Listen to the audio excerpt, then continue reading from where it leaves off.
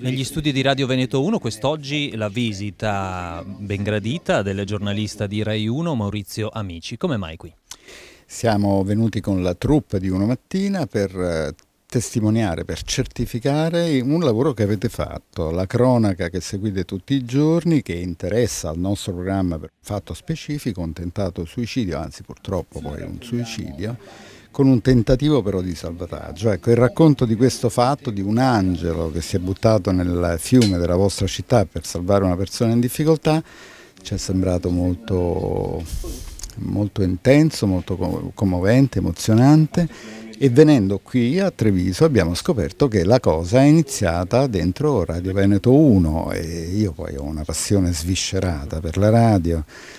Ho cominciato nella radio, nelle radio libere e, come dire, mi sento in casa. Quindi la ricostruzione che parte qui dai nostri studi poi toccherà anche i luoghi, insomma, di questa tragedia. Naturalmente, ecco, a differenza della radio, e qualcuno ci starà vedendo e sicuramente queste cose le sa, la televisione obbliga un racconto per immagini e quindi noi cercheremo di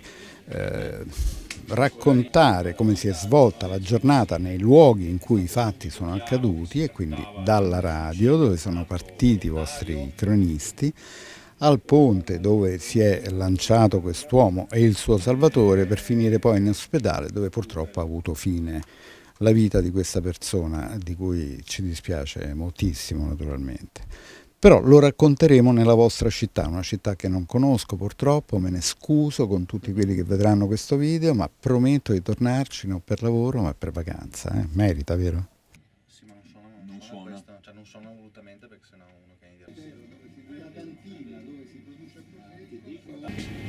Martedì 3 febbraio eravamo come sempre qui in redazione a Radio Veneto 1 per aggiornare in tempo reale il nostro portale internet, per confezionare i notiziari radio e come sempre stavamo compiendo i cosiddetti giri di nera per raccogliere le varie notizie e in una di queste telefonate è subito arrivata una notizia che si è subito capito avere una particolare gravità. È stato